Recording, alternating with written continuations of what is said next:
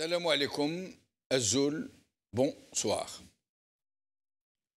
Le formidable mouvement de contestation, une véritable révolution pour la majorité des Algériens, qu'ils appellent affectueusement Hirak, est sans doute l'événement le plus important de l'histoire de l'Algérie post-indépendance.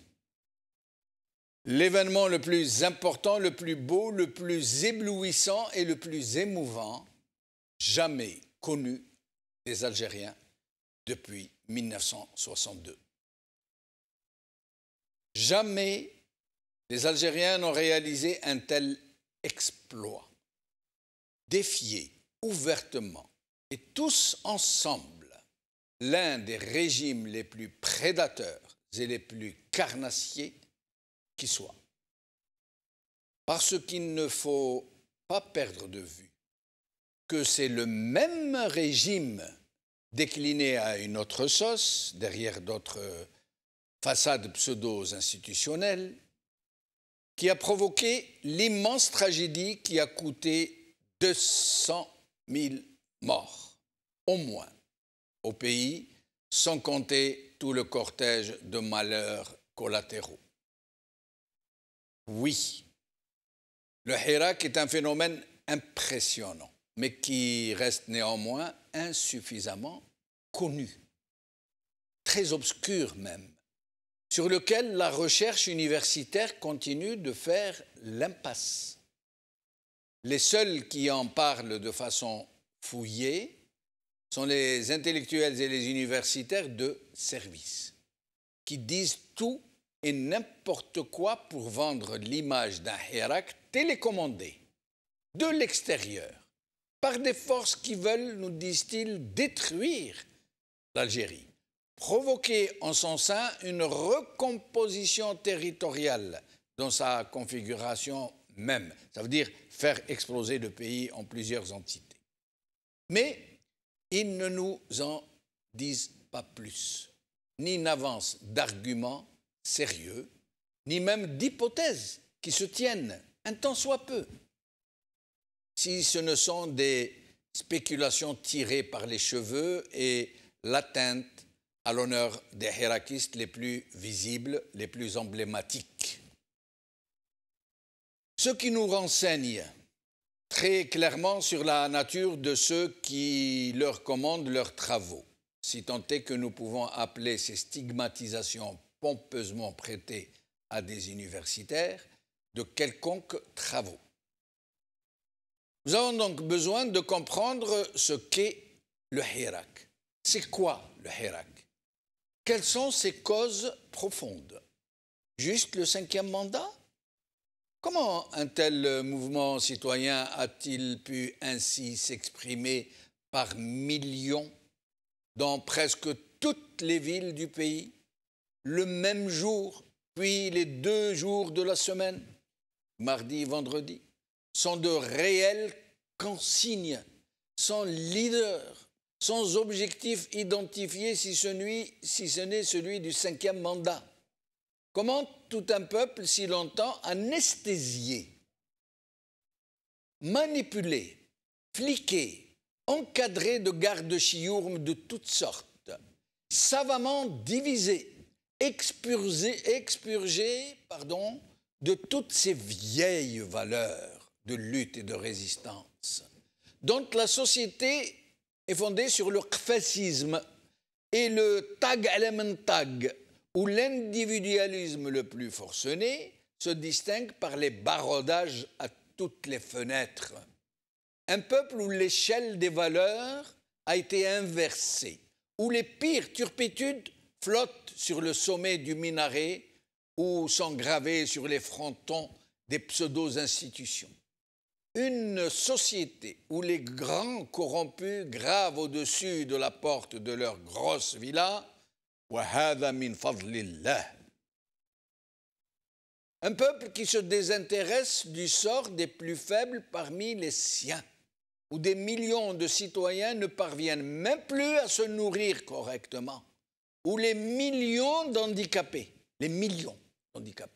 ont été passés en pertes et profits, oubliés, où ils végètent misérablement, sans aucune prise en charge, où les millions de retraités sont condamnés à une vie de nécessiteux, eux qui ont travaillé toute leur vie, où la corruption fait rage, où elle est tellement entrée dans les mœurs que des centaines de millions, osons le dire, des centaines de millions, pardon, des dizaines, des centaines de milliers, pardon, ou des centaines de milliers de hajjaj font leur pèlerinage avec l'argent de la tchipa, où la prostitution, hashakum, touche des centaines de milliers de femmes, souvent esselées, souvent conduites à cette extrémité par la nécessité, et dont la société fait hypocritement comme si elle n'existait pas, où la justice est une mafia au service d'une mafiocratie, où les services de sécurité sont la cheville ouvrière du trafic de drogue, entre autres trafics, dont les parrains sont des généraux majors, où les malades chroniques ou atteints de maladies graves n'ont presque aucune chance de survivre, où les hôpitaux sont devenus des mouroirs, où l'école et l'université sont classées parmi les dernières du monde, où le civisme a été oblitéré de nos plus belles mœurs, où l'urbanisme n'existe plus, où nos villes sont devenues laides et sales, où notre agriculture ne peut produire qu'avec un pourcentage très élevé d'intrants importés, où l'industrie a été bradée aux copains coquins et qui ne produit plus que du mauvais assemblage qui permet d'exfiltrer les devises du pays, où les soi-disant grands capitaines d'industrie sont passés maîtres dans l'art de la surfacturation pour nous vampiriser les devises fortes qui devaient servir à une hypothétique relance de l'économie, où les populations du Sahara vivent dans des conditions infrahumaines, où le chômage est l'un des plus forts du monde, plus de 40%, et dont le régime nous jure qu'il ne dépasse pas les 12%, où le budget de l'armée n'est contrôlé ni même connu de personne en dehors des chefs de l'armée, et tellement d'ahurissantes situations qui ne peuvent s'expliquer que par l'incurie, la gabegie, l'incompétence et l'improvisation des dirigeants.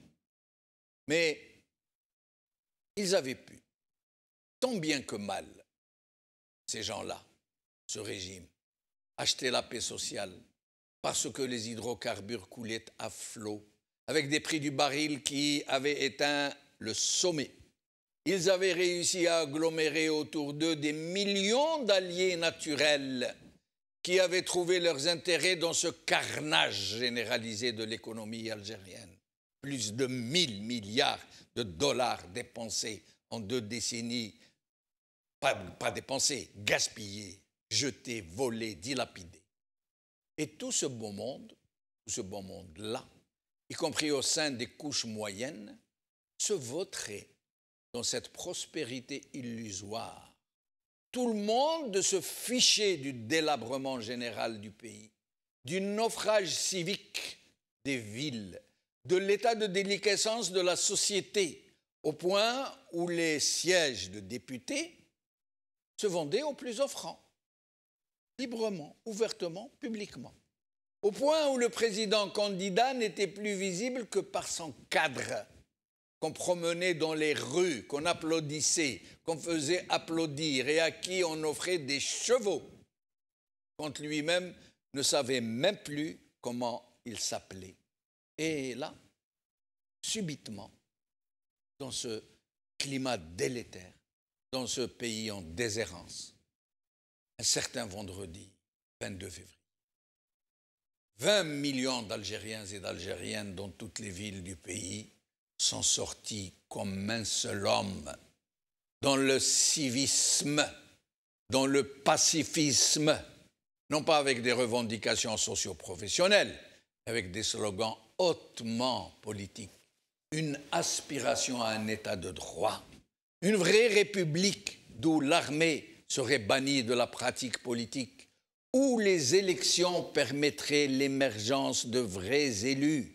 Des revendications qui osaient demander le départ de tous les mafieux, exiger un processus constituant. Et le plus extraordinaire est que malgré des décennies de subversion par les redoutables services du DRS pour diviser les Algériens et les monter les uns contre les autres, les Algériens sont sortis dans la rue côte à côte, dans leurs différences idéologiques, dans leurs différences sociétales, culturelles, ethniques. Ils étaient un même peuple, fort, beau, déterminé, indestructible, malgré tous les moyens qui ont été déployés contre lui. Il a réussi l'inimaginable. Il a forcé la mafiocratie au cannibalisme. Les barons du régime ont été contraints de se manger les uns les autres, de se jeter les uns les autres en prison, chacun essayant de se faire passer pour le protecteur du Hirak béni, dans le même temps qu'il tentait tout pour le briser. Plus d'une année de grande mobilisation, malgré des moyens très subversifs de la contre-révolution. Rien n'a arrêté les manifestants, ni la propagande, ni les arrestations, ni la violence policière, ni les humiliations, ni les menaces et les intimidations, ni les tentatives de division, ni la corruption et le retournement de certains pseudo-hirakistes. Il a fallu le gong du corona pour sauver la mafiocratie du chaos final. Mais le Hirak est toujours vivant, même s'il est pour le moment sanitairement confiné. Et tout indique que quand il occupera de nouveau la rue, que ce sera un tsunami populaire, une crue, une lame de fond. C'est bien pour cela que le régime a battu le rappel de tous ses alliés, quitte à les démasquer, à les montrer sous leur véritable jour. Mais le Hirak a besoin de réfléchir et de parler de ses faiblesses, parce qu'il en a des faiblesses, qui l'empêchent de terrasser le grand fauve.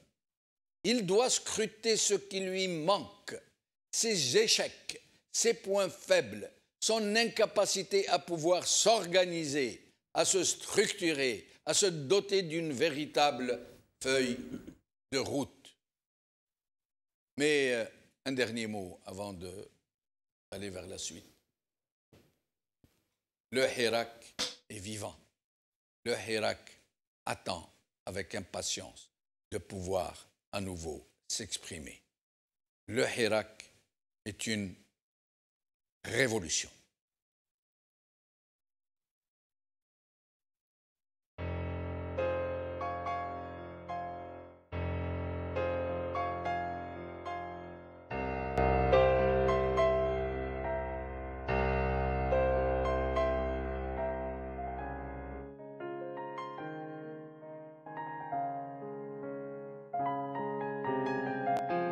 لازم الشعب اللي يخير، الشعب هو السلطة، ما كانش يحيى ويحيى، داير مفتي سوريا، ويحيى داير مفتي سوريا. موطني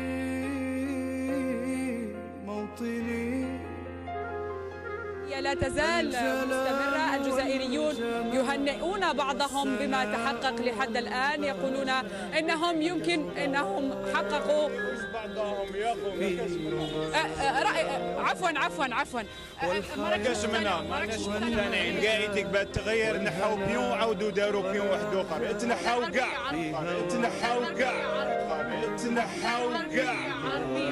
تنحاو كاع ما نعرفش عربيه، هذه هي الدرجه تاعنا. شكرا. هناك من لم سالما منعما وغانما مكرما سالما منعما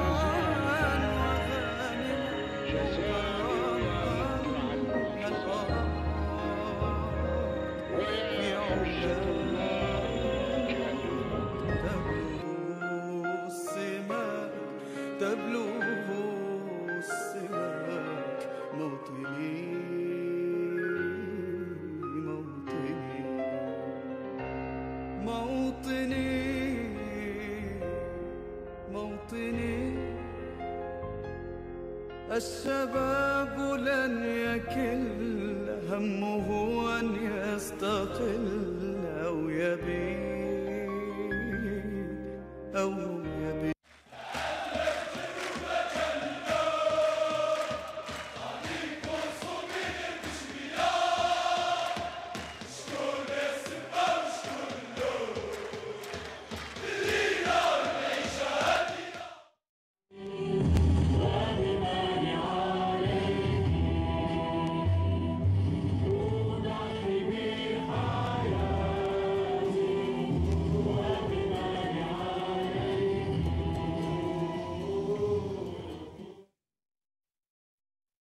Le Hirak, c'est quoi?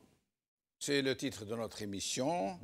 Et j'ai le plaisir de recevoir aujourd'hui, et c'est une preuve que le confinement commence à partir, hein, que nous allons reprendre une vie à peu près normale. Hassan Hirish, docteur en sciences économiques et néanmoins analyste connu dans nos plateaux. Merci Hassan d'être avec nous. Et membre du comité Sauvant Karim Tabou. Génial. C'est un comité qui vient de naître? Ça fait à peu près un mois maintenant. Génial. Voilà. Génial. Donc j'aimerais bien être présenté comme ça. Ben, magnifique. À l'avenir, je vais vous présenter comme ça jusqu'à la libération de Tabou. Très bien. Voilà, membre du comité Sauvant Karim Tabou. Très bien. Alors, à côté de vous, Karim Naïtou Slimane, cofondateur, alors d'abord hirakiste, très connu, et cofondateur du mouvement Reconstruire l'Algérie, que je ne connaissais pas encore. Qu'est-ce que vous pouvez nous en dire? D'abord, bonsoir Bechenouf, bonsoir. Bonsoir à tous les invités, à nos chers téléspectateurs. Reconstruire l'Algérie, c'est un nouveau mouvement politique qu'on a lancé il y a plus d'un an maintenant. Nous l'avons lancé pour accompagner le Hirak, c'est-à-dire pour structurer un peu notre action dans le Hirak. C'est un mouvement dans lequel des groupes d'Algériens, plus particulièrement de la diaspora algérienne en France et aux États-Unis, nous sommes regroupés pour voir avec quelle manière nous pourrons, dans l'avenir, après le départ du système, contribuer justement à la reconstruction de l'Algérie. Et nous parlons bien de reconstruction, pas de construction, de reconstruction, parce que notre mouvement est basé sur une vision qui implique un double mouvement, c'est-à-dire un mouvement de déconstruction du système et de reconstruction du pays. Donc j'espère que plus tard, nous aurons plus d'occasions pour parler en détail un peu de notre vision. Et Yahya Bonouar, journaliste, néanmoins très grand activiste ici dans le Hirak parisien. J'aurais aimé à Alger, mais bon, c'est pas possible pour l'instant. J'aurais aimé aussi.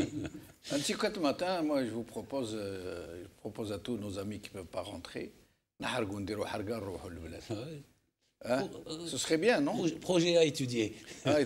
Très sérieux. Il y aura un canot pneumatique. Oui, à moteur, j'espère, avec un GPS, avec plaisir. Alors, mes chers amis, la question est dans le titre de l'émission, le Hirak, c'est quoi? Pourquoi on n'en parle pas suffisamment? Pourquoi on le fait et qu'on n'en parle pas, qu'on n'essaie pas de comprendre d'où il vient, comment il a pu éclater, comment un peuple qui a été anesthésié, bouclé, cloîtré pendant 60 ans, trompé, fliqué, comment il a pu, comme ça, sans leadership, n'en déplaise à ceux qui lui prêtent des leaderships de l'autre côté de la Méditerranée, sans leadership, sans vraie vision, est arrivé à produire un tel miracle. Et je vous laisse le choix. Qui veut se lancer le premier? Dire que le peuple était anesthésié, je pense que non. Le peuple a été domestiqué par la force. C'est pire alors? Oui, par la force. Il ne faut pas oublier une décennie sanglante, terrorisée, de la torture à l'échelle industrielle. Oui. Et donc, ensuite, il y a eu 20 ans où ça a été une longue maturation. Les gens écoutaient, apprenaient. Puis, il y a eu un jaillissement. Un souffle de liberté, de dignité. Comment cela est un rejet possible? Voilà. C'est pas un miracle. Si, ça existe. C'est ce qu'on appelle les révolutions. C'est pas la première, il y en a eu, on a coupé la tête à des rois, on a fait tomber ces les génies tsars. des peuples Voilà. qui sont sous la cendre et qui se détendent comme un ressort. Qui prennent leur temps. Alors le déclencheur, ça a été le 5e mandat, mais c'est seulement le déclencheur, puisque très vite, au bout de quelques semaines, on est passé à autre chose, on est passé à on ne veut plus de ce régime. Cette façon de faire, on veut autre chose. On ne veut plus d'un régime où il est interdit de dire, il est interdit d'écrire, il est interdit de penser, il est interdit de rêver. Donc cette jeunesse veut autre chose, veut l'exact contraire de ce que ont imposé et continuent à vouloir imposer de vieux généraux qui vivent dans un autre monde qui n'existe que dans leur tête. C'est terminé, on est dans un nouveau monde. Et le 22 février, le peuple algérien a jailli sur la scène internationale. Il a ébloui le monde. Il a repris sa place et il a dit au monde, je suis là, je suis avec le reste de l'humanité et je ne serai plus jamais sous la coupe de ces généraux. Alors c'est un long processus. Dès les premières semaines, je disais à mes amis, et peut-être ici, que ça va prendre du temps. C'est un processus révolutionnaire dans tous les sens du terme. Révolution politique, révolution civique, révolution culturelle, avec une inventivité, une création extraordinaire, et donc, au total, civilisationnelle. C'est une nouvelle civilisation qui est en train de se créer. Ils essayent de l'empêcher avec les répressions, fermer la gueule des gens. Ils essayent, mais c'est trop tard. Il y a une lame de fond qui a jailli et qu'ils ne remettront plus dans la cage. Pour donner un exemple et pour donner la parole, on a connu à peu près ça en 88, octobre 88. Il y a eu, pour ceux qui étaient à Alger, donc pendant 3 ans, 88, ça a été plutôt un mouvement de colère. Oui, mais on sortait d'un parti unique. De revendication. Voilà, on sortait d'un parti unique, mais ce qui a suivi, c'est que pendant 2-3 ans, l'Algérie a vécu quelque chose d'extraordinaire. Des journaux qui se créaient partout, des pièces de théâtre, des concerts, quelque chose qui ressemble au Hirak, mais bon, c'est des contextes différents. Et il leur a fallu 10 ans de guerre civile, 250 000 morts, pour remettre l'oiseau dans la cage. Aujourd'hui, ce n'est plus possible. Parce qu'on n'est plus dans la même époque, on n'est plus dans la même ère, et c'est cette nouvelle époque et cette nouvelle ère que le peuple algérien crée depuis le 22 février 2019. C'est pour ça qu'ils ne pourront rien pour l'empêcher. Pour compléter ce que notre ami Yahya vient de dire, je souscris totalement. Pour compléter ça, je pense qu'il faut d'abord dire que le Hirak, c'est un peu difficile à l'analyser aujourd'hui, à partir du moment où nous n'avons pas suffisamment de recul. Il est encore dedans. Voilà. Nous n'avons pas suffisamment de recul si on veut vraiment objectiver l'analyse, le regard qu'on peut avoir sur ce Hirak. Néanmoins, il y a un certain nombre de tendances. D'abord, il faut dire aux téléspectateurs que ce dont nous essayons de parler aujourd'hui, c'est la première mi-temps du Hirak. Exact. Ou le Hirak 1. Le Hirak 1. Ouais. Parce qu'effectivement, avec ce moment de confinement, qui est à la fois un moment de frustration, mais aussi un moment de réflexion, un moment d'organisation, on a vu comment, de wilaya en wilaya, il y a eu des organisations pour sauver les plus démunis, les plus fragiles, etc. Comment le peuple algérien, subitement, a trouvé des ressorts, parfois basés sur l'organisation ancestrale, qui est soit connue, soit dans l'inconscient collectif. Oui. Mais de mon point de vue, on peut déjà voir peut-être 3 axes d'analyse. L'analyse politique qui vient d'être faite, aussi bien dans l'éditorial que par l'intervention de notre ami Yahya Bounoir, c'est-à-dire tout ce qui s'est passé jusque-là. C'est-à-dire comme la guerre d'indépendance, tout de suite 62, comment le peuple algérien a été dépossédé de sa souveraineté, comment il y a eu irruption du militaire qui a domestiqué, c'est le mot que vous avez utilisé, domestiqué le peuple algérien. On a libéré un pays, on a assujetti la société et on a mis en place un pouvoir qui a utilisé la force brutale. On a vu comment il y a eu des assassinats politiques dès les premières heures de l'indépendance. On a vu comment il y a eu des emprisonnements des héros de la guerre de libération nationale. Et c'est à ce moment-là qu'on nous a dit non, il n'y a pas de héros, le héros c'est le peuple, etc. Mais en fait, c'est pour ensevelir les véritables acteurs de la révolution algérienne, ceux qui ont porté sur leurs épaules cette révolution, qui ont marqué de leur sceau des Abban Ramadan, des Amir Rouge, de l'Arbi Ben Mahidi, de Ben Khadda, de Farhat Abbas, de Khidr, Karim Belqasem, etc., etc. Tout cela, on a voulu les enterrer pour mettre en exergue le Ben Bella, le colonel Boumediene et tous ceux qui ont suivi par la suite, et particulièrement le mégalomaniaque Bouteflika. Bon, donc tout cet épisode-là était un épisode politique sur lequel on peut revenir. Il y a eu, comme vous l'avez si bien dit, aussi bien dans l'éditorial que dans notre discussion, l'irruption de 88, qui est effectivement une explosion, une colère effectivement d'un peuple qui dit basta, ça suffit. Mais auparavant, il y a eu le FFS, il y a eu le mouvement de 80 en Kabylie, il y a eu le mouvement de Constantine en 83, il y a eu Oran en 85, à partir même du baccalauréat. Donc, mais c'était des mouvements confinés à des régions.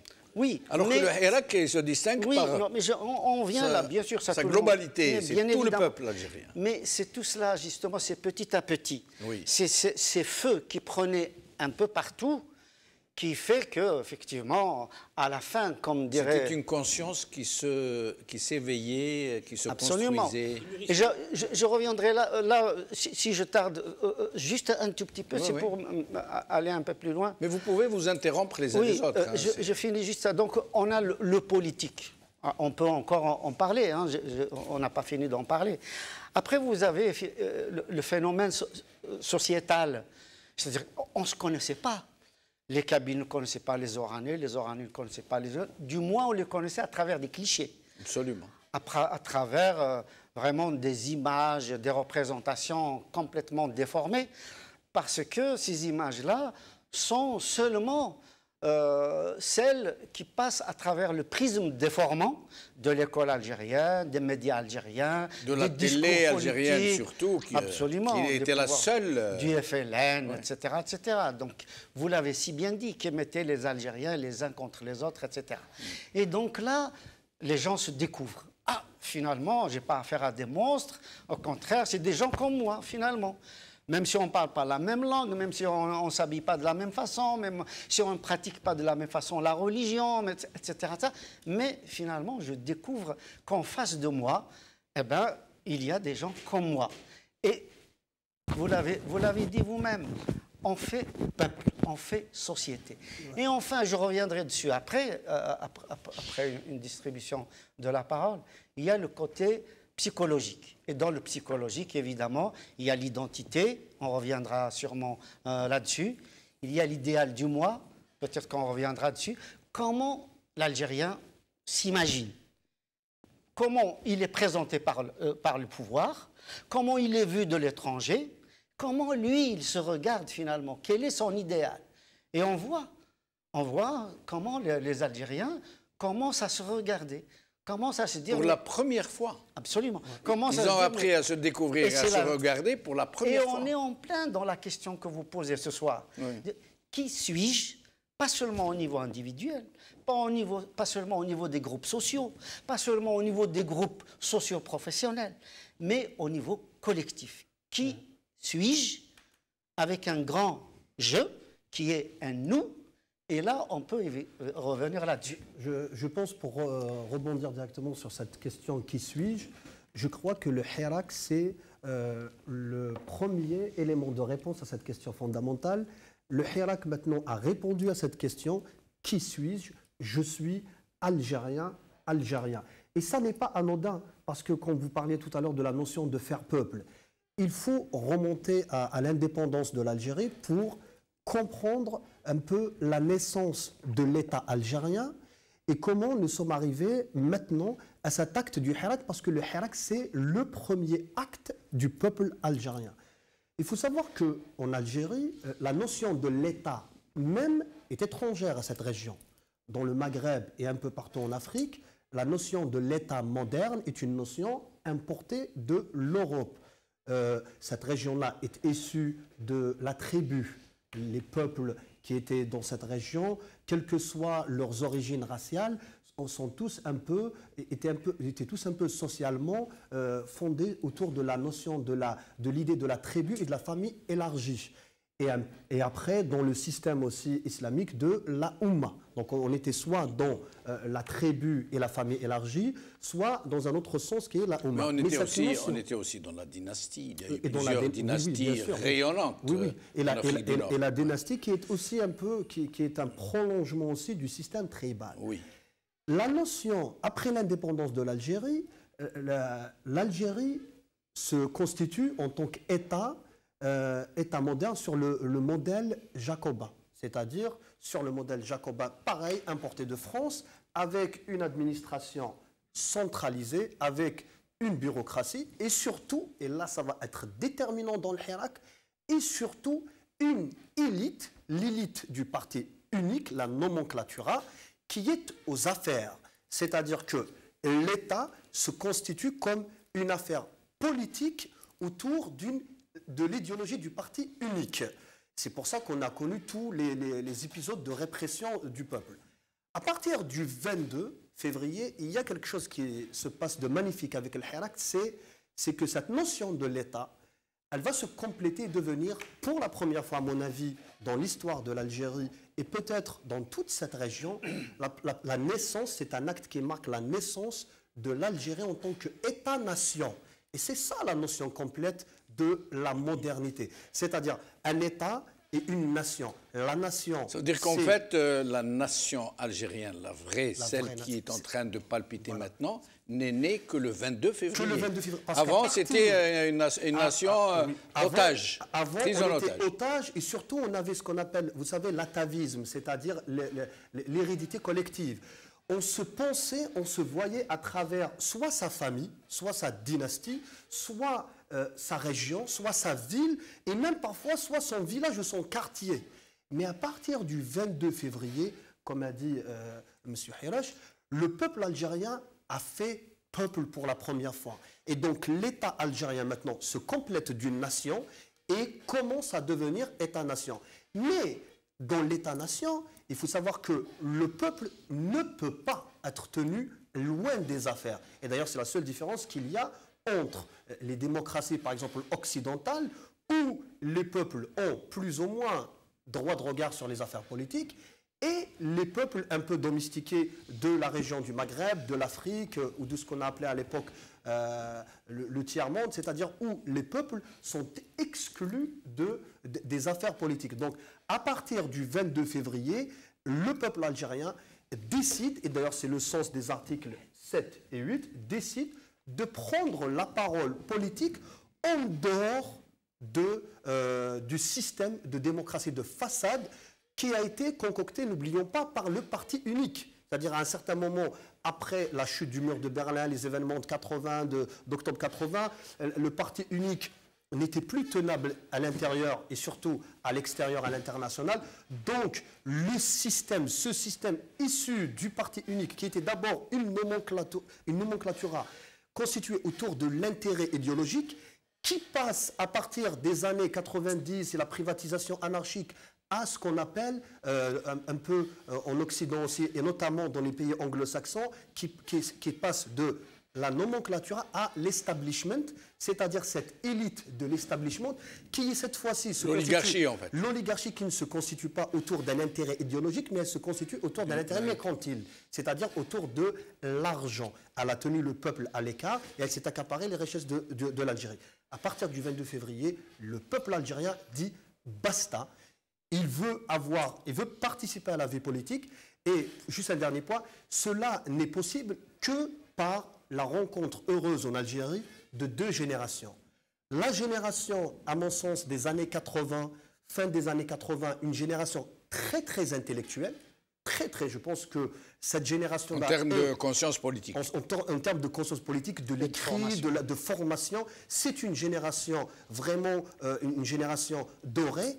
Et avec la nouvelle génération qu'on appelle les digital natives, c'est-à-dire ceux qui sont nés avec Facebook, ceux qui sont nés dans les années 2000. Il faut savoir que maintenant, les gros bataillons du Hirak sont constitués de jeunes qui ont combien 20 ans, 22 ans, 25 ans. C'est des gens qui sont nés avec le numérique, on les appelle les digital natives. Ils sont connectés au monde. Donc on a l'apport d'une génération très très intellectuelle, très très formée politiquement, à une génération qui est... ouverte sur le monde, qui veut sa liberté, et donc cette jonction fait toute la puissance du Hirak. Alors... Il manque un élément. Oui. Oui. On doit le dire. Donc, tout ce que vient d'expliquer notre ami existe, mais on doit y ajouter l'élément fondamental, c'est qu'on est toujours un régime militaire. La notion, tout cela, la création du parti unique et le passage du parti unique à l'oligarchie, tout cela se faisait sous le chapeautage des militaires. Donc les militaires qui ont pris le pouvoir en 62, en renversant le gouvernement provisoire, puis directement le coup d'État de 65, et on y est toujours. On y est toujours. Oui, c'est toujours eux qui de 62 à aujourd'hui, même après le Hirak, c'est toujours le pouvoir militaire qui est maître des lieux. Jusqu'au jour d'aujourd'hui, ils viennent de désigner... C'est le verrou principal. Voilà, et ils viennent de désigner leur nouvelle façade civile, leur nouvelle marionnette, disons-le clairement. Et donc, ces généraux, colonels, puis généraux, ont échoué à construire l'État-nation algérien. Ils ne veulent pas le reconnaître, mais ils ont échoué. Le Hirak, par contre, d'un jaillissement et puis... Mais pardon, c'est important ce que vous voulez souligner. Ils n'ont pas réussi à créer l'État-nation. Or, l'État-nation est né en juillet 62. Après 8 ans de lutte, les Algériens se reconnaissaient tous les uns les autres comme faisant partie d'un même pays, d'une même nation. C'est après que ça s'est délité. Oui, parce que le pays était dirigé par des généraux, des colonels, puis des généraux. Donc ce ne sont pas des hommes politiques, ils n'ont pas de vision, ils ne savent même pas ce qu'est l'État-nation. On ne dirige pas un peuple pas exclusivement par la force et la répression. Le Hirak, par contre, du 22 février, donc du jaillissement, a ensuite, semaine après semaine, a créé l'État-nation. Qu'est-ce que c'est que l'État-nation? C'est l'avenir en commun. Quand on imagine un avenir en commun. Les généraux ont échoué, puisque un quart des Algériens sont à l'étranger dans la diaspora, et au moment où on parle, des barques s'en vont. Donc les gens n'ont pas d'avenir en commun. Le Hirak a créé l'avenir en commun. Et en cela, au point où la diaspora, comme vous dites... rêve de revenir. Et non seulement, et elle a été présente, le Hirak, dès les premiers jours. Voilà. Et donc, ça, c'est le bienfait du Hirak, et ça, c'est en route. Et d'ailleurs, avant le Hirak, juste un point pour vraiment étayer ce qui vient de dire par notre ami Yahya, la diaspora était figurée dans les statistiques, avant le Hirak, elle figurait dans les statistiques du ministère du Tourisme, parce que les Algériens qui rentraient chez eux étaient considérés comme des touristes. C'était d'ailleurs les seuls touristes qui allaient au pays. Voilà. Je voudrais juste rajouter une ou deux phrases par rapport à ce qui vient d'être dit, et j'y souscris. D'abord, revenir au terme de tribu. Il faut prendre la tribu au sens évidemment sociologique, et non pas au sens du colonialisme. Oui, bien sûr, évidemment. Où on a dévalorisé la tribu, etc. Parce que la vraie tribu dévalorisante, c'est le FLN, qui a fonctionné en autarcie, la secte. C'est une secte. Le FLN, c'est une secte. Donc la vraie tribu, elle a une connotation noble. Très, très positive. Donc, juste ce point-là. Le second point, c'est qu'effectivement, même depuis 1962, on savait qu'on était algérien, évidemment. Sauf que, ça vient d'être dit d'une certaine manière par notre ami Yahya Bounoua, sauf que le pouvoir en place, c'est-à-dire l'oligarchie militaire, avec sa façade civile, etc., qui n'a pas grand-chose par l'agitation, à part faire croire qu'elle travaille, alors qu'elle crée plus de problèmes qu'elle n'en résout. Et surtout, elle obéit aux ordres. Voilà. Donc, nous disait quelle était l'identité de l'Algérien. Être algérien, c'est être soumis. Être algérien, c'est l'unicisme. Être algérien, c'est obéir au pouvoir, etc., etc. Or, le Hirak, il dit, oui, nous sommes tous des Algériens, mais nous avons des différences. Des différences linguistiques, des différences politiques, des différences idéologiques, religieuses. C'est de la richesse. Moi, je dirais que c'est des complémentarités. C'est de la richesse. Et donc, aujourd'hui, cette découverte d'une identité plurielle qui a été vraiment sous le boisseau, qui a été occultée, qui a été marginalisée, voire même réprimée, eh ben, aujourd'hui, le Hirak, il dit non. L'Algérien, ce n'est pas un tronc d'arbre, c'est un arbre avec toutes ses branches. Et avec plusieurs fruits, dans le même temps. Absolument. Et je crois que ça fait peur au pouvoir en place, parce qu'ils ont l'habitude de fonctionner uniquement avec l'unicisme. Aujourd'hui, l'Algérien, quand il dit « bled bledna » ou « ndiro raina », ça veut dire qu'il veut être acteur de son destin là où il est, là où il vit, qu'il veut une démocratie de proximité. Et donc, qu'il veut pas être seulement passager d'un avion, il veut être copilote de l'avion. Et donc, il faut que l'élite réfléchisse à quoi donner, justement, pour que cette pluralité, que ce désir de prendre en charge son destin à l'échelle locale, régionale, nationale, qu'est-ce qu'on peut offrir, justement, comme institution, comme avenir, comme futur, comme disait moment. Voilà. Donc, nous avons cette responsabilité-là. Absolument. À partir du moment, justement, à partir du moment où l'écrasante majorité des Algériens, aujourd'hui, depuis le Hirak, rêvent de vivre en commun, il appartient à l'élite de lui proposer cet avenir en commun. Tout à fait.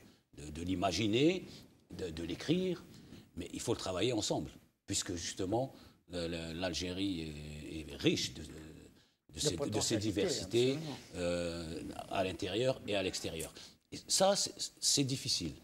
C'est difficile parce qu'ils ont atomisé la société. Tout à fait. Le fait qu'aujourd'hui, dans le Hirak, on voit dans les rues, côte à côte, des gens qui avaient peur les uns des autres. C'est bien, l'élite doit aujourd'hui le faire. Il est impensable et impardonnable que des jeunes dans la rue, des hommes, des femmes, surtout la femme, parce qu'on va dire un mot, mais le Hirak s'est définitivement affirmé, a démarré le 22 février. Mais c'est définitivement affirmé, consolidé le 8 mars.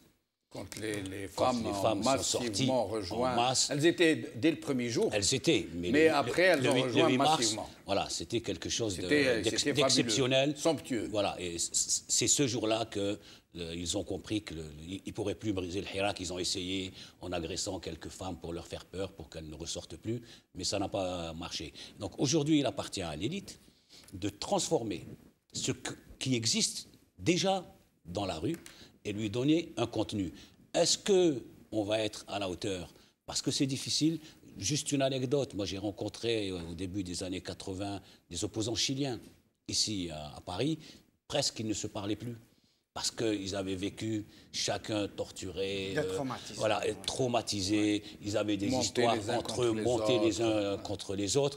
Ça a été très difficile. Aujourd'hui, on n'est pas dans ce scénario, mais on doit reconnaître que c'est... Il faut prévenir le risque. Voilà, que c'est assez difficile de mettre tout le monde autour d'un même projet, de la table. Ouais. D'abord qu'ils acceptent l'idée qu'ils ont la responsabilité d'élaborer ce qui existe dans la rue, de mettre sur papier ce qu'on voit dans la rue, ce qu'on voit envoyer tous les vendredis, toute cette diversité, et concevoir un projet le proposer à tout le monde. Je crois... J'ai vraiment beaucoup de réserves sur cette notion de l'élite. Parce que... On va en parler, ça fait partie des... Parce que parmi ce que tout à l'heure Hassan Hirak a cité, par exemple, du mythe de l'unité et de l'unicité sur lesquels le régime a joué, c'est-à-dire il a fait croire au peuple que unité voudrait dire unicité et conformisme. L'un des autres mythes que ce régime, ce système, issu, n'oublions jamais qu'il est issu d'un parti unique, d'une nomenclatura, et la nomenclatura, c'était l'élite intellectuelle organique, c'est l'élite organique. Du évidemment, parti, on parle de l'autre. Hein. Absolument. Oui. Mais justement, il faut vraiment être précis. Pourquoi? Parce que jusqu'à présent, nous voyons que ce régime joue encore sur les ambiguïtés pour justement pour essayer de freiner l'élan révolutionnaire du Hirak. Et d'ailleurs, on voit que récemment, l'un des derniers leviers que la contre-révolution du régime est en train d'actionner, c'est celui de l'élite. C'est-à-dire, on voit qu'il y a une certaine élite politique bien pensante qui dit au peuple: attendez, c'est bon, vous avez fait le Hirak, vous êtes descendu dans les rues.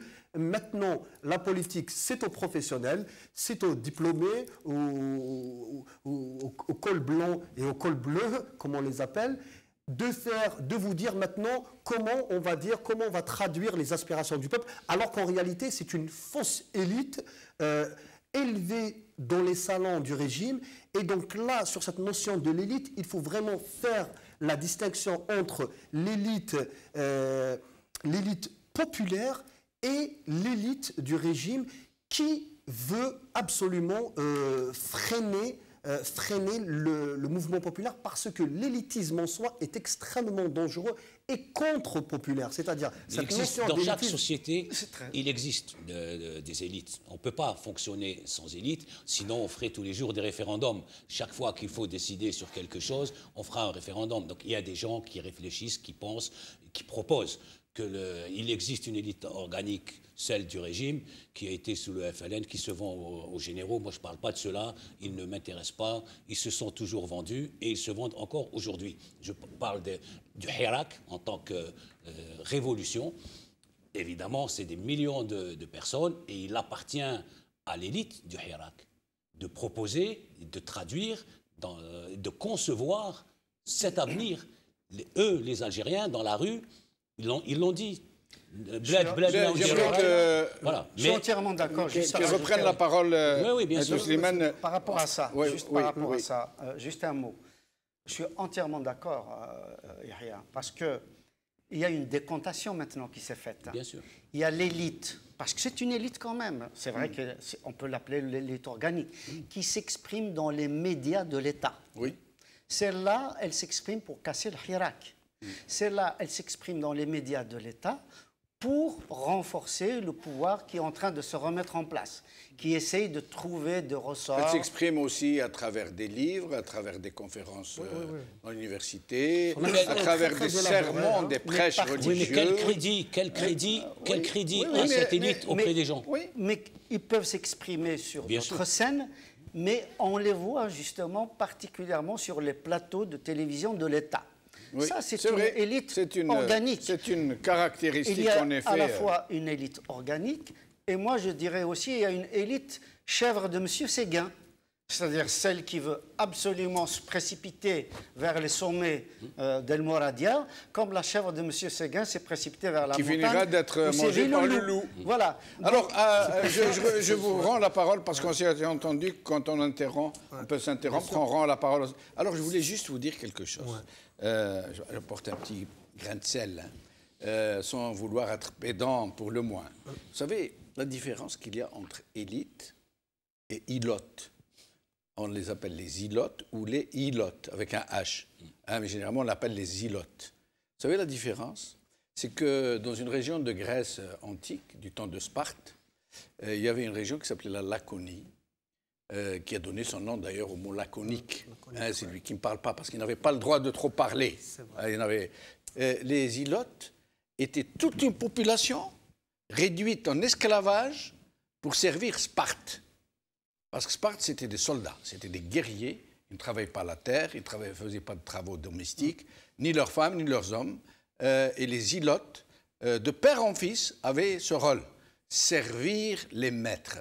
Et donc, moi, quand j'entends parler de ce genre d'élite organique, vous étiez organique, ou de service, ça me fait penser aux ilotes. Mais je vous laisse poursuivre. Et surtout, d'ailleurs, pour appuyer vraiment ce que vous nous avez dit par une autre terminologie, Par c'est que, image, oui. par l'image, c'est que l'élite, cette élite-là tend à quoi? Elle tend à infantiliser le peuple. À infantiliser le peuple. Et quand on va dans les racines gréco-latines du mot enfant, ça veut dire quoi? Ça veut dire celui qui ne parle pas. Et qui est mineur, qui n'a pas le droit de prendre des décisions. Oui, et surtout celui dont la voix ne porte pas, c'est-à-dire il ne miaule, parle pas encore. qui miaule, Voilà. Oui, au oui. sens étymologique. Absolument. Et c'est pour cela que moi, personnellement, je suis très très méfiant. Parce que ce concept-là de l'élite, parfois, il prête très facilement à confusion et est souvent utilisé par tous ceux qui ont une rhétorique un peu contre-révolutionnaire, parce que si, par exemple, le plus triste dans les affaires un peu des révolutions, c'est qu'à chaque fois, quand le peuple fait la révolution, on demande au peuple de faire la révolution, et une fois que le peuple a fait la révolution pour l'Algérie, Dieu merci, ça se fait toujours dans la paix, mais dans les révolutions sanglantes, une fois que le peuple a fait la révolution dans le sang, dans les sacrifices, et il y a une élite qui vient par la suite prendre un peu, passer aux affaires et récupérer par la suite le pouvoir. Alors qu'on voit actuellement que le Hirak a bouleversé même ce concept d'élite, parce que l'élite, ça n'est pas uniquement l'élite intellectuelle, l'élite savante. On voit par exemple que le Hirak a sécrété de nouvelles un nouveau concept que moi, j'aimerais bien emprunter aux anglo-saxons, c'est le concept de leader.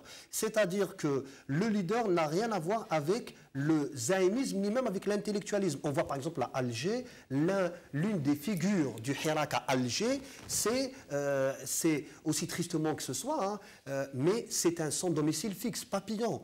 Et tous les Algériens écoutent sa parole, on voit comment le Hirak a donné écho à sa voix. Il est magnifique, ce monsieur. Oui, j'aimerais bien que dans la nouvelle Algérie, la vraie nouvelle Algérie, nous n'aurons plus ces cas de sans domicile fixe. Mais quand on voit que l'émergence pour moi, des leaders dont la parole est entendue dans la rue, comme Papillon, il y a d'autres jeunes, il y a presque des gens qu'on dirait traditionnellement illettrés parce qu'ils n'ont pas été à l'école, mais avec leur poésie populaire, avec leur courage, sont ceux qui sont en train de faire cette révolution. Et donc, si élite... C'est une révolution très éclectique. Absolument. Et c'est là, c'est-à-dire l'État-nation, pour revenir tout à l'heure, l'État-nation ne peut pas être sans la nation. En 62, l'État est né... Dans toutes ses composantes. L'État est né le 22 février, la nation, l'État-nation est né.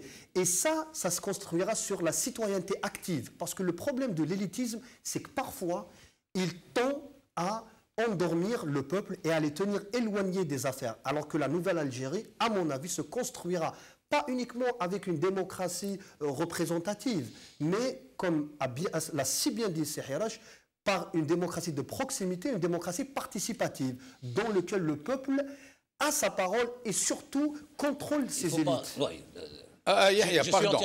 Juste pour dire un mot. Oui. Sur le fond, on veut tous aboutir à une démocratie représentative. Mais on doit d'abord passer par la démocratie. C'est-à-dire, ici, en Europe, certains partis, notamment de gauche, écologiques, veulent se débarrasser de la démocratie représentative et passer à une démocratie participative. C'est bien, mais ils vont bâtir cela sur 2-3 siècles de démocratie. Nous n'y sommes pas encore. C'est-à-dire, nous n'avons pas fait ce parcours. Une fois qu'on aura construit les institutions démocratiques, qu'ils auront fait leurs preuves, 10, 15, 20 ans, avec des alternances au pouvoir, que la justice soit totalement indépendante, avec une presse indépendante, effectivement, il faudra penser, comme tous les autres peuples, passer de la démocratie représentative à la démocratie participative. Mais on n'a pas les institutions, on n'a même pas les institutions pour une simple démocratie. Alors, il faut les bâtir. Si vous permettez... Mais sinon, il faut arriver à ça. Comme il y a beaucoup de questions, que nous devons aller un peu au fond de cette thématique, je vais me permettre donc de vous poser des questions claires, que je vous demanderai de répondre. Alors, pour essayer d'aller vers plus de questions possibles, parce qu'il y en a beaucoup qui intéressent les gens, je vous demanderai d'être assez bref. Laconique. Assez laconique. Alors, d'abord, pourquoi ces élites du Hirak, parce qu'il en a, vous êtes bien là, vous, existent, pourquoi elles n'essayent pas comment dire, d'aller au fond des choses, expliquer ce qu'est le Hirak à travers des livres, à travers des conférences, à travers comme ça, des communications télévisuelles, à travers des débats. Pourquoi laisse-t-on cette initiative aux seuls intellectuels de service ou organiques, comme vous les appelez? C'est pas vrai, c'est pas vrai. Il y a beaucoup de gens qui travaillent dessus. C'est long de faire des recherches. Donc ça existe. En ce qui me concerne, et quelques-uns, hein, on ne peut pas être, parce qu'on me le demande, j'écris de temps en temps, mais évidemment ce n'est pas un travail académique, mais je ne peux pas être dans l'action et dans l'observation. Parce que quelqu'un qui observe et qui fait de la recherche, donc pour l'instant je suis dans l'action, on verra plus tard. Mais c'est très difficile. Cela dit, moi, quand j'observe, on va dire les intellectuels, ceux qui peuvent produire, écrire, etc., ils sont plus nombreux dans le Hirak que dans les cercles apparatchiks. C'est-à-dire ce qui sont mis en avant aujourd'hui, on les a vus hein, à la télévision algérienne. Oui. Mais c'est quoi? C'est une poignée. En fait, ils représenteraient d'ailleurs leur faiblesse est tellement criante, tellement visible, c'est qu'ils n'acceptent pas un débat contradictoire. Ouais. C'est que quand ils vont sur les plateaux de télévision algérienne ou sur la chaîne 3, ils vont soit à une personne, soit à deux, mais du même bord. Du même bord, c'est-à-dire du bord du pouvoir. Ben, ici, sur cette chaîne, vous avez tant et tant de fois essayé, et moi je voulais demander, ramenez-nous de l'autre bord. L'occasion, vous me donnez l'occasion, on vous invite, messieurs les intellectuels du régime, à venir ici, débattre avec nous. Ce sont des émissions en direct, ça veut dire qu'on ne peut pas vous couper. Vous pouvez dire tout ce que vous voulez, tout, absolument tout, mais à condition que vous aurez des gens ici pour vous apporter la contradiction. Donc, en termes de production, aujourd'hui, moi je suis convaincu qu'il y a beaucoup d'intellectuels hirakistes qui écrivent. Personnellement, je suis en train de finir un livre sur le Hirak. Bon, je le dis parce que la question est posée, mais je n'allais pas le crier sur les toits. C'est une bonne nouvelle. Oui, mais il y en a plein d'autres comme moi. Et puis quand on regarde aussi des pages Facebook, pas les pages où on dit 2-3 mots, mais des gens qui apportent des réflexions, qui apportent des observations, etc., sur le Hirak, sur la position du pouvoir, sur la répression, mais moi, pourquoi je pose la question? Par rapport à la machine de guerre qui a été actionnée par le régime, qui a fait appel à ces intellectuels, entre guillemets, à ces élites, à ces chanteurs, à ces imams, à ces prédicateurs, à ces influenceurs, à ces chefs de tribus dans le pays profond, au retourné. Et avec l'amplification qu'ils leur donnent. Ils ont Shoroq, Nahar, l'NTV. C'est parce qu'ils paniquent. Et donc, en face, du côté du Hirak, c'est réellement le mutisme. Non, très franchement, il y a les réseaux sociaux. Juste un mot là-dessus. Très franchement, il y a des débats au sein de certaines universités, vraiment des débats, je vais dire, de haute teneur. Il y a des débats qui ont été menés ici. Est-ce qu'il y a eu des thèses sur le Hirak? Des thèses? Il y a des travaux de recherche. C'est pas le même chronomètre, M. Benchenouf. Le chronomètre du Hirak, c'est de semaine en semaine, il y a de l'innovation sociale. Il n'y a pas encore suffisamment de recul. Voilà. Les thèses, bien sûr, ça a commencé. Mais il faut beaucoup de temps pour que ça sorte. Il faut surtout 3 ans, 5 ans, 10 ans pour que des analyses... Aujourd'hui, en 2020, on commence à clore à peine l'analyse sur le mouvement de mai 68 en France. Et surtout que les intellectuels, si vous permettez, M. Hirash, les intellectuels du Hirak, comme l'a dit notre ami Yahya, sont sur le terrain, sont en train de faire le Hirak, sont en train de faire la révolution. Je vous donne un exemple, par exemple, pour rien que citer un parmi tant d'autres, Boumela par exemple, je vois très mal comment il va avoir le temps de nous écrire un livre alors qu'il était en prison, et quand il sort en prison, il est complètement harcelé par la police politique du régime. C'est le cas des autres intellectuels qui sont en Algérie, ceux qui sont à l'étranger, pareil, ils activent, dans l'action. Nous sommes dans l'action actuellement. tout le monde est dans l'action, donc tous ceux qui font le Hirak sont dans l'action. Et c'est là. Est-ce qu'il y a eu des publications universitaires? Et il y a eu des articles, il y en a eu, mais les publications universitaires, il faut savoir, Monsieur Benchenouf, qu'une publication universitaire qui est sérieuse, ça prend 2 ans. Le temps de contacter une université avec un comité de lecture, des témoignages, ça prend 2 ans. En moyenne, c'est 2 ans. Une thèse sérieuse, voilà, une thèse sérieuse, c'est 5 ans, voire plus en sciences humaines. Ça peut aller jusqu'à 7-8 ans. Donc, je pense que les intellectuels... Pourquoi il n'y a pas eu de publications, je veux dire, de journaux en ligne? Ça, il y en a. Mais je ne parle pas de petits qui circulent, je veux citer personne, mais des publications bien étoffées qui deviennent des tribunes pour les intellectuels du Hirak, qui puissent exprimer, expliquer. Les gens s'expriment, les gens s'expriment sur les réseaux sociaux. C'est disparate, c'est dispersé, il n'y a pas de pôle. Il n'y a pas de pôle comme chez le régime. Oui, mais le régime, c'est le service unique. Ça veut dire que le Hirak n'a pas encore ses intellectuels fonctionnaires, parce que la notion même de l'intellectuel, c'est une révolution. Oui. Les Algériens actuellement sont en train de faire vraiment révolution, parce qu'ils sont en train de bousculer toutes les notions traditionnelles, y compris celles de l'intellectuel. C'est-à-dire, est-ce qu'on parle de l'intellectuel populaire du peuple, le vrai intellectuel, ou l'intellectuel fonctionnaire des salons? Vous savez, il y a beaucoup de critiques qui se font sur ça. La différence entre les deux, c'est que l'intellectuel libre et indépendant, il ne reçoit pas de commandes. Bah oui. Tous ceux qui publient actuellement des thèses ou ce qu'on veut, commandés par les généraux, nous, il n'y a personne qui nous commande rien du tout. Ouais. C'est-à-dire, les gens, ils travaillent sur un sujet parce qu'ils ont envie de travailler sur un sujet. Eux travaillent sur commande. Ensuite, ils les font passer sur des plateaux télé comme des experts, alors qu'on revient. Ils sont organiques, ils sont payés pour et ils ont reçu un bon de commande. Et après, les contributions des intellectuels sous forme d'articles, par exemple, sur les réseaux sociaux, il faut dire aussi qu'elles sont résumée par l'intelligence collective et reprise. Je vous invite par exemple, et je pense que vous la voyez tous, à lire par exemple, à suivre la page, le compte Facebook de notre ami El Houari Addi, par exemple, notre sociologue El Houari Addi. Il publie régulièrement. Il publie des choses extrêmement pertinentes, et je pense que ceux qui suivent cette page, ceux qui suivent d'autres aussi, récupèrent un peu de la matière, la résument, la condensent. Il suscite de gros débats, sur des gros problèmes. Voilà, donc c'est de cette manière-là que ça se fait. Alors, nous allons écouter la suite des images que nous avons vues tout à l'heure sur le Hirak, puis nous revenons à d'autres questions.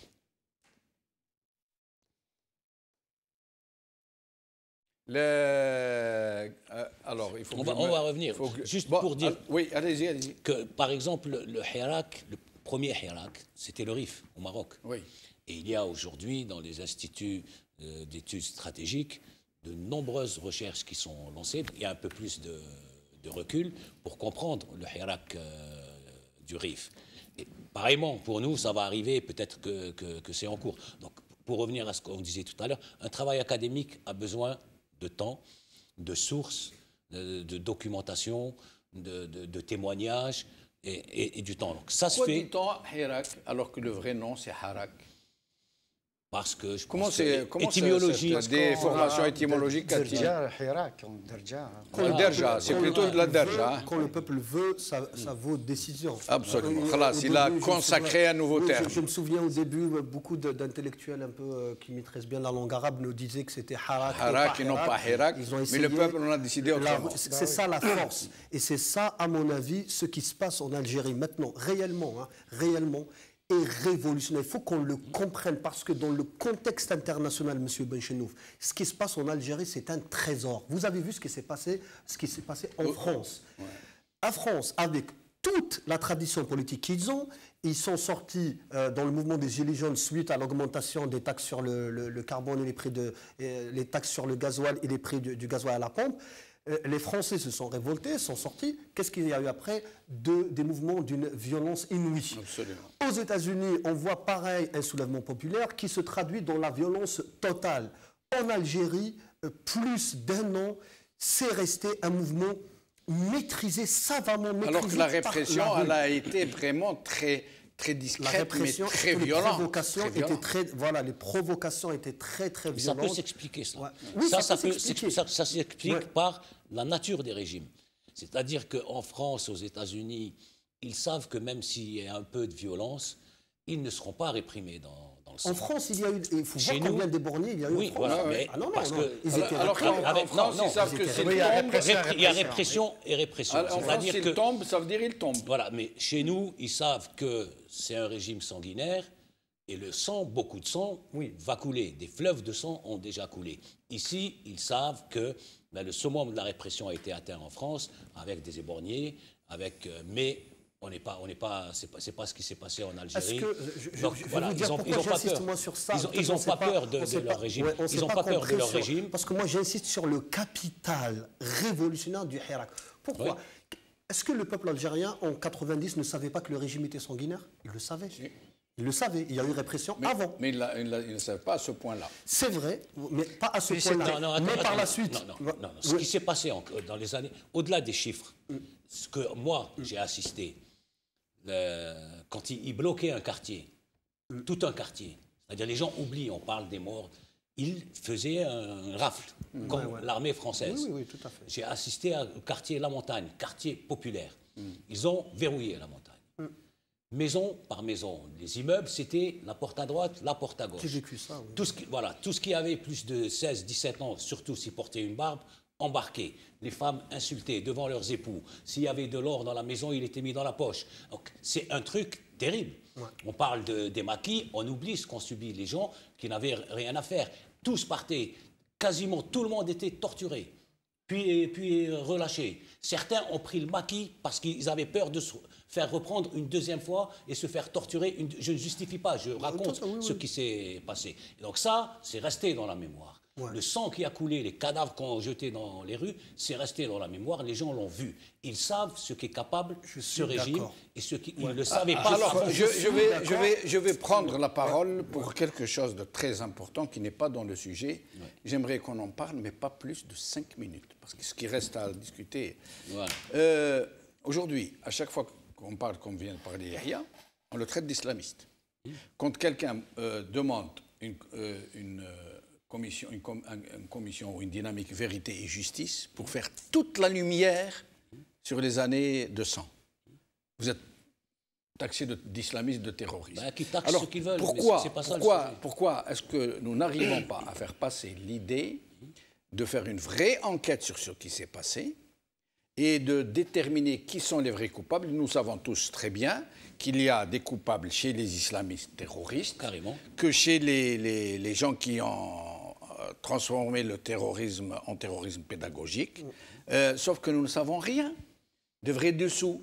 Pourquoi il n'y a pas de dynamique, vérité et justice pour qu'on sache qui a tué, qui a fait quoi? Je vous propose juste une réponse. Oui, mais très vite. Hein? Oui, très vite. Quand il a fallu arrêter ce bain de sang, il y avait des discussions entre les hommes politiques des deux camps pour une solution politique.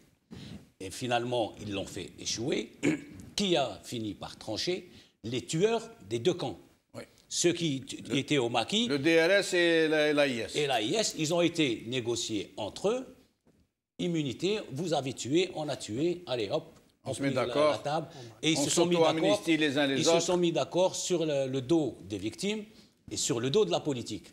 C'est pour ça qu'on ne l'a pas eu et qu'on ne l'aura pas. Juste pour répondre, vous avez dit tous ceux qui réclament vérité et justice sont accusés d'être islamistes. Khaled Mzar le réclame. Ah, il le réclame, ça m'étonnerait. Non, il l'a réclamé. Il a dit, je suis prêt. Parce qu'il sait que ça ne se fera pas. Voilà. Rapidement. Je pense très honnêtement que c'est extrêmement dangereux de rester dans cette analyse binaire, noir ou blanc. Oui. Parce qu'effectivement, comme vous l'avez bien dit, dès lors qu'on parle des tueurs islamistes, on se dit qu'ils sont pro-généraux. Oui. Oui. Dès lors qu'on parle justement des généraux, on dit qu'ils sont... etc. Enfin, bref, oui. vous avez bien compris. Alors, où on était taxé de proches des généraux, oui. Où on était taxé de proches des islamistes. Absolument. Donc, cette analyse binaire a conduit, effectivement, vous l'avez bien rappelé tous les trois, Ça a conduit à plus de 200 000 morts. Oui. Donc aujourd'hui, reprendre ce genre d'analyse, c'est mettre en danger le Hirak. Parce que on doit sortir de cette analyse de blanc ou noir. Et après la victoire du Hirak, est-ce que la vérité, il ne sera plus interdit, il ne sera plus suspicieux d'exiger que la vérité soit faite. J'allais venir là. Que la vérité soit faite. Ça s'appelle une justice transitionnelle. Ça s'est fait en Afrique du Sud, Absolument. ça s'est fait en Tunisie, en Tunisie, etc. Donc c'est tout à fait possible. Et c'est souhaitable. Donc on attend que le Hirak remporte la victoire d'abord. Si c'était fait depuis 2000 à maintenant, sous le régime de Bouteflika, vous pensez bien que ça aurait été complètement biaisé et que la justice qui est complètement dépendante de l'exécutif, lequel dépend du vrai pouvoir, du pouvoir réel. Donc tout serait complètement faux. Donc aujourd'hui, les chiffres sont faux, les statistiques c'est faux, les analyses sont fausses, la justice, etc. Donc, il faut qu'on aille vite parce que nous sommes bientôt à la fin de l'émission. Il faut faire confiance à certains intellectuels, hors intellectuels organiques, hors apparatiques, et puis effectivement à l'avènement d'une nouvelle Algérie qui sera... À ce moment-là, faire la lumière sur tout ce qui s'est passé. Une nouvelle Algérie, celle du Hirak, pas celle dont parle le pouvoir. Slimane, après nous allons passer... Cette précision, c'est que lorsqu'on parle de cette histoire, de ce chapitre extrêmement violent de notre histoire, et lorsque tout à l'heure j'ai fait la comparaison entre la silmiya du Hirak algérien et ce qui se fait un peu ailleurs dans le monde, dans la violence, je voulais dire que la silmiya du Hirak, elle n'est pas due à la peur. Elle n'est pas due à la peur de la confrontation avec le régime. Elle n'est pas due à ça. Elle est due à une conscience collective qui est née maintenant. C'est-à-dire que le degré de maturité, c'est pour ça que j'insiste toujours sur le mot capital du Hirak. Il y a un capital qui est en train de se constituer en ce moment. La silmiya, elle est due à la conscience. Et je pense qu'il y a un travail vraiment qui se fait actuellement, un travail d'acculturation à la politique qui se fait maintenant en profondeur dans la société algérienne. Et c'est pour ça que maintenant, le peuple algérien, je ne parle pas du système ni de l'État, le peuple algérien, rien que par exemple, son approche vis-à-vis des médias, par exemple, a dépassé les peuples occidentaux. On va par exemple en France, par exemple, et un peu partout en Occident, ça vaut toujours. Ce qui est vu à la télé, ça veut dire que c'est vrai. Oui. Pour les Algériens, maintenant, c'est l'inverse. Oui. Vu à la télé du régime, ça veut dire que c'est pas vrai. Ça suscite le doute. Et donc, ça veut dire qu'il y a quand même un haut degré de conscience politique qui se fait. Alors, je vais vraiment vous supplier de faire très vite parce que j'ai des questions très intéressantes. Je vous fais confiance à votre talent pour pouvoir synthétiser. Alors, d'abord, l'Harga, qui s'est complètement arrêté pendant le Hirak et qui reprend maintenant. Tour de table. Qui a repris à partir de septembre. À partir de septembre. Ouais. À partir de la répression, quand ils ont commencé à arrêter les gens et à jeter les gens en prison. Ça a repris, puis il y a eu l'hiver, donc ça s'est un petit peu calmé. Et là, depuis, il y a eu le confinement, mais dès que la mer sera douce, ça risque de reprendre. Y compris des familles, des femmes voilà. et des enfants. Oui, et ça je l'explique en 2 mots, c'est le désespoir. Moi, je pense très honnêtement qu'il faut en référer à la psychologie. Pas comme t'es beau, non. À la psychologie, à la fois psychologie sociale et psychologie classique, c'est-à-dire le sujet. Parce qu'il y a un idéal du moi, aussi bien individuel que collectif, c'est ce que j'ai essayé de dire tout à fait au départ. Les Algériens ont envie de vivre leur algérianité. Or, à partir du moment où ils voient que le pouvoir ne laisse pas ça, à partir du moment où le pouvoir empêche les Algériens de vivre leur algérianité telle qu'ils ont envie de la vivre et non pas telle qu'on veut leur imposer.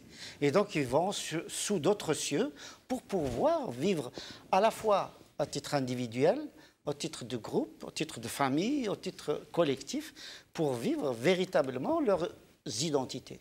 Je crois que le Harga, c'est vraiment, surtout après le Hirak, elle s'inscrit, à mon avis, plus dans la question du rapport du citoyen à sa citoyenneté et de son rapport au pouvoir. Parce que, de prime abord, l'harga s'apparente à un acte de fuite, hein, c'est-à-dire de désespoir, de quitter les lieux, mais il faut aussi voir les vidéos des haragas qu'ils font lorsque les barres de fortune démarrent. Qu'est-ce qu'ils laissent et en fait, ils narguent le régime. Et donc, le harga en elle-même est un acte de révolte. Et c'est pour ça qu'elle est punie de prison en Algérie. Il y a juste parce que elle met à nu ce régime. Donc, pour moi, je la vois comme un acte politique. Qui procède du Hirak, en quelque sorte. Du Hirak, même avant, c'était un acte pré-révolutionnaire. C'est-à-dire qu'on n'accepte pas de vivre ça. On va crier notre désespoir à la face du monde, et parmi les phénomènes qui ont fait très mal. C'est le seul point sur lequel je mettrai du bémol, c'est que ceux qui partent, ils ne sont pas désespérés. Au contraire, ils sont pleins d'espoir. Ils veulent aller vivre vraiment leur identité, vivre leur vie de jeunesse, etc. Et rappelons aux téléspectateurs que ceux qui partent ne sont pas les plus pauvres. Économiquement, ça dépend. Le harga, ça dépend. Pas toujours. Et que très souvent, en tout cas, ce ne sont pas toujours les enfants des plus pauvres. Et que c'est souvent des classes moyennes, voire même des cadres. Des cadres, des cadres, des femmes, des enfants, des fonctionnaires. Donc c'est plutôt. Alors, on vient de nous accorder, l'émission est finie, mais on vient de nous accorder 10 minutes. Alors, je vais poser des questions finalement pour pouvoir continuer. Je vous demanderai d'essayer d'être très laconique. Alors, le régime, ce dernier temps, dès le début du Hirak, mais surtout ces derniers temps, se sert de la main étrangère à toutes ses sauces, alors qu'il n'a jamais donné la moindre petite preuve, alors qu'il a des services de sécurité. Vous connaissez les services de sécurité de Paris, hein, ils sont des centaines, très bien payés, qui sont censés avoir des renseignements. Pourquoi ne nous donne-t-il pas des sources? Qui sont ces nations qui financent, qui sont ces gens qui sont corrompus? Ils se contentent de salir des gens, Zoubeda Assoul, Karim Tabo, Bouchachi, Fultan, des agents d'étrangers, mais sans plus, ils ne nous disent rien. Pourquoi? Parce que ça n'existe que dans leur tête. Voilà. Cette semaine, dans l'hebdomadaire Le Point, qui est un hebdomadaire très, très important en France, il y a eu un article sur l'Algérie. C'est terrible, le complot. Le complot. Les maîtres du complot. La complotine. Oui, inventer un complot toutes les semaines, ça passe. Tous les mois. C'est dans le Figaro. Dans Le Point. Le Point. Tous les ans, depuis 60 ans, ils ont écrit « c'est un art ». C'est un art. Oui. C'est un art. Ils sont maîtres dans l'art de voir, d'inventer, parce qu'ils n'y croient pas. C'est pour la consommation domestique. Donc voilà, ils voient des complots partout. Ils ne les voient pas partout. Ils les créent, ils les inventent. Mais quand vous leur dites, OK, d'accord, la preuve, elle n'existe pas, puisque ça n'existe que dans leur tête. Il y a 2 points. Il y a ce complotisme qui est d'ordre politique, oui, tout à fait, d'ordre politique, ça vient d'être dit, parce qu'il joue avec une consommation interne. Faire croire que le peuple s'est révolté, non pas contre l'oligarchie au pouvoir, non pas contre le système, non pas contre les généraux, etc., mais parce qu'il y a cette main invisible qui veut détruire l'Algérie. Qui veut détruire l'Algérie, etc., comme si les puissances étrangères n'ont de point de mire que l'Algérie. Vraiment, on fait croire que l'Algérie, c'est le centre du monde. Ils oublient que c'est un pays qui ne pèse pas beaucoup, ni économiquement, ni politiquement, etc. On peut en reparler dans une autre émission. Sauf pour la France. Le deuxième point, c'est qu'il faut dire quand même que nos généraux ont vécu dans une atmosphère de paranoïa. C'est des paranoïaques. Ils continuent. Absolument, c'est des paranoïaques. Et un paranoïaque, c'est très simple. J'ai mis 2-3 points comme ça. D'abord, il y a une méfiance. La méfiance vis-à-vis de leur peuple, la méfiance vis-à-vis des syndicats, vis-à-vis des partis politiques, vis-à-vis des élites. Vis-à-vis d'eux-mêmes, les uns les autres. Vis-à-vis d'eux-mêmes, etc. Il y a un doute. Ils ne sont pas ils ne sont pas sur deux. C'est le Donc, propre des mafiocrates. Voilà, et donc ils paniquent dès lors qu'il y a, même si c'était une simple agitation, alors un peuple qui comme ça bouge de fond en comble dans 48 wilayas, donc ils sont dans la panique. Et je peux multiplier comme ça, ils ont tendance au secret. Le secret, c'est vraiment une des caractéristiques de la parano. Ils soupçonnent. Vraiment, ils ont toujours là à soupçonner qui est qui fait quoi. Hassan, j'ai une dernière question qui est très importante. J'ai suffisamment dit là-dessus. Alors, sur ce point, très vite, avant que je pose une question qui mérite vraiment qu'on y réponde. Très vite, parce que je vais dire la réponse en derja, si vous permettez, parce qu'ils veulent toujours faire croire au peuple à l'roula. L'ogresse de nos contes d'enfants. Par ces mythes-là, pour confirmer leur paternalisme, pour justifier leur paternalisme, tenir le peuple éloigné des affaires politiques. Et d'ailleurs, quand on étudie un peu le discours des sbires du régime des sbires électroniques du régime, du doubab du régime, ils disent toujours, pour soutenir les généraux ou tebboun, ils disent takhandaqou, c'est-à-dire c'est-à-dire mettez-vous... planquez-vous. Voilà, planquez-vous. Dans la tranchée, dans la même tranchée. Dans le même tranchée, et surtout, taisez-vous, laissez faire. Donc, on gère. Et donc, alors que maintenant, c'est terminé. Alors, ma dernière question est que nous savons tous, sauf que beaucoup de nous se le cachent, que le pays est totalement dévasté. Que même le peu qui a été construit... Quand l'Algérie sera libre, il faudra le détruire pour le reconstruire, tellement ça a été mal construit. Tout a été dévasté dans ce pays, y compris ce que nous ont laissé les colonialistes. Tout. Au départ de la France, nous avions une très belle université. Oui. Moi, je me rappelle qu'au lycée, les gens passaient le bac français. On avait un niveau très supérieur par rapport à toutes les régions françaises. L'Algérie était classée au top. Surtout en mathématiques. Surtout en mathématiques. Après, maintenant, ça a été la débandade. Ils ont tout dévasté. L'agriculture, le tourisme, au point où nous devons aller passer nos vacances chez nos voisins, notre petits voisins. Avec 1600 km une agriculture qui exportait, qui ne produit même pas de quoi nourrir sa population. Et j'en passe, je n'ai pas besoin de tout énumérer. Donc, pourquoi, dans le Hirak, n'y a-t-il pas encore des hommes politiques qui puisse dire la vérité au peuple, dès maintenant, lui dire que lorsque nous nous serons libérés, c'est là où le plus gros va commencer, parce qu'il va falloir se retrousser les manches, se serrer la ceinture, parce que nous allons connaître une grande misère, et pendant plusieurs années, nous allons passer au moins 10 à 15 ans de très dur labeur pour pouvoir construire un vrai état de droit, un pays prospère, etc. Pourquoi continue-t-on, à l'instar du régime, à mentir au peuple algérien, à ne pas lui dire ce qu'il a peur d'écouter, d'entendre? Je pense qu'il n'y a pas de raison. On peut l'expliquer par... Je pense que les Algériens savent, tout le monde sait, personne ne ment. Sauf que tout le monde est orienté vers, d'abord, faire chuter ce régime. Commencer à parler que ça va être difficile, évidemment que ça va être difficile, ça va être très difficile, à condition de commencer. Or, tant que ce régime est encore en place, tant qu'on ne l'a pas fait tomber, pour dire les choses clairement, on ne pourra pas commencer. Une fois qu'il sera tombé, ça va être très difficile de construire des institutions, construire une économie, construire une université, construire un système de santé, construire un système agricole, 1600 km de pêche, construire la pêche, il n'y en a pas. Reconstruire les villes, voilà, l'urbanisme. Notre voisin, le Maroc, est le premier producteur et premier exportateur au monde de sardines. Oui.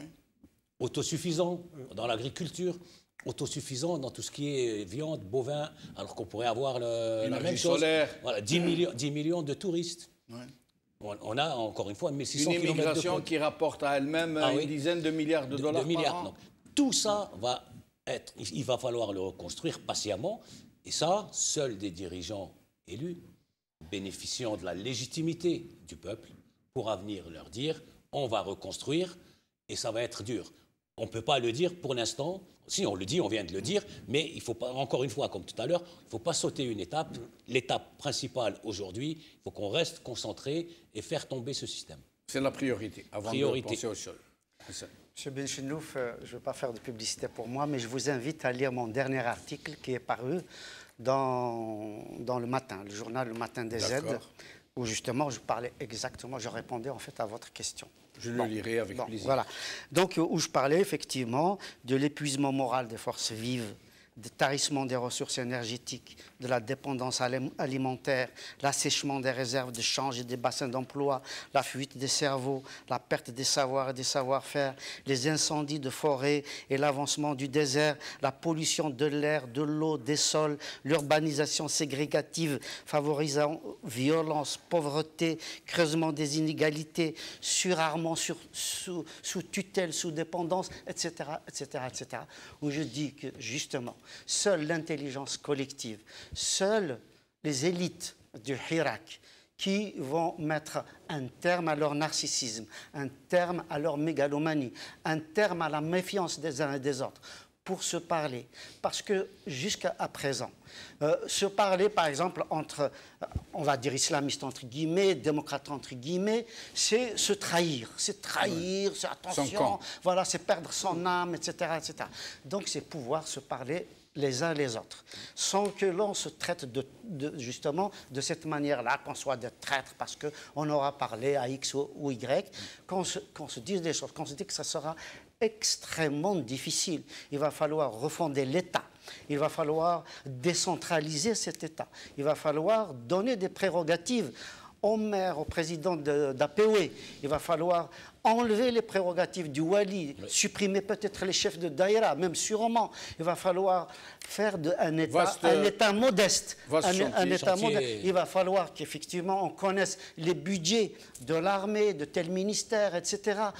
Qu'on réfléchisse comment mettre l'Algérie au diapason du monde moderne, un monde impitoyable. Nous avançons vers un monde pitoyable et le chaos n'est pas à venir, il est à nos portes. Alors, le mot de la fin. Le mot de la fin, moi je pense que je suis optimiste, peut-être que c'est dû à mon âge. Moi je ne crois pas que c'est difficile. Je crois, comme disent les Américains, que it's challenging. C'est judicieux, c'est un défi. Et je pense que, pas forcément, c'est pas dans la difficulté, parce que la difficulté, justement, nous sommes dans la négativité. Moi, je crois que cette génération-là, l'Algérie maintenant, avec ce que je vous ai dit tout à l'heure de la jonction de l'ancienne génération très intellectuelle et la nouvelle génération tournée vers les nouvelles technologies, et cette jonction donne beaucoup d'espoir à l'Algérie en dehors de toutes ces richesses minières ou naturelles. Je vous donne juste un exemple vrai, c'est-à-dire c'est quelque chose que nous avons fait nous-mêmes. Notre mouvement Reconstruire l'Algérie, le site internet c'est rebuildingalgeria.org pour ceux qui veulent le visiter. Nous avons lancé une initiative. Je vais vous donner un petit miracle. J'espère que ça va se réaliser bientôt, nous travaillons dans les coulisses, mais j'ai fait un appel, Monsieur Benchenouf. J'ai lancé un appel sur Facebook et sur YouTube aux compétences algériennes. J'ai dit, nous voulons faire un projet informatique pour l'Algérie. Voilà ce que j'ai dit. J'ai appelé ça Hirakaton. J'ai dit, je fais appel aux compétences algériennes dans les domaines de l'informatique, de l'intelligence artificielle, de la programmation, pour travailler avec nous gratuitement pour mettre en place ce projet-là. À votre avis, j'ai reçu combien de réponses, de propositions de services gratuits pour l'Algérie? 100. Plus de 600. Et il faut voir les CV. Il y en a de l'étranger, de l'Algérie et de l'étranger, surtout de l'étranger, mais il y en a beaucoup des compétences qui sont en Algérie.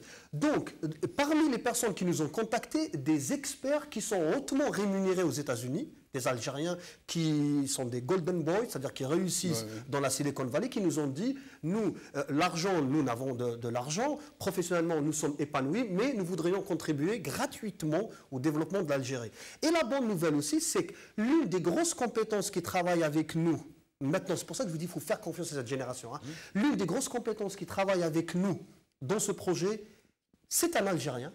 Il est en Algérie, il n'a jamais visité aucun pays étranger, il a fait ses études en Algérie et il s'est auto-formé, vous savez, il parle anglais couramment. C'est un expert en informatique de haut vol. Et quand je lui ai demandé comment vous êtes formé, il m'a dit je me suis formé tout seul en Algérie sur Internet. Donc c'est une génération qui est prête à relever le défi. Et juste un mot pour aller dans son sens, mais c'est très important. Tout ce qu'il dit, c'est vrai, à condition qu'il y ait le climat. Tout à fait. Le climat, c'est le départ du système. La difficulté n'est pas matérielle, elle est narcissique. Donc il faudrait qu'on se méfie de nous-mêmes. Et par rapport à l'article dont je parlais, il est paru dans le matin, mais aussi sur le site Chouf Chouf. Alors, merci Hassan Hairiche, merci Yahya Bounouar, merci Karim Naït Slimane, merci à vous, chers amis.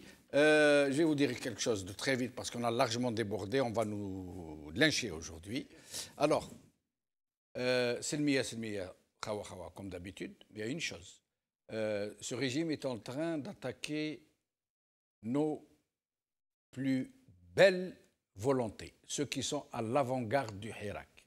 Tous ceux qui sont à l'avant-garde du Hirak, tous, autant qu'ils sont en Algérie, à l'étranger, ils sont en train d'essayer de les salir, de les ternir, de les traîner dans la boue.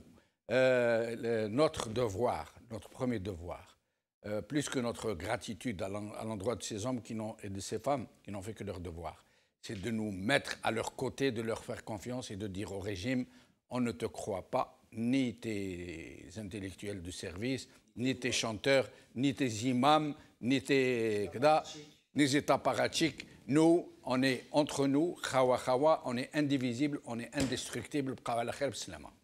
Merci.